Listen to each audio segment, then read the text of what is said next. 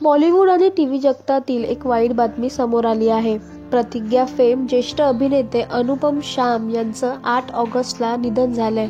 Lifeline हॉस्पिटलमध्ये उपचारादरम्यान त्यांनी अखेरचा श्वास घेतला.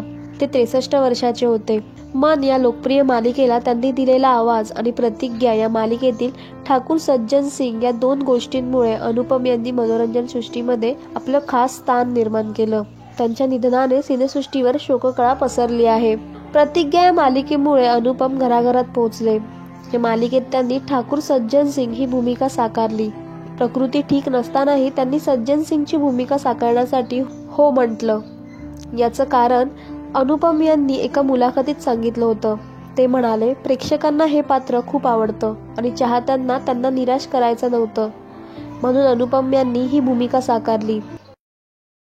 अनुपम यांनी आतापर्यंत दस्तक, 1084 की माँ, दुश्मन, सत्या, दिल से, जख्म, संघर्ष, लगान, नायक, शक्ती, पाप यांसारख्या अनेक चित्रपटांमध्ये वेगवेगळ्या भूमिका साकारल्या आहेत.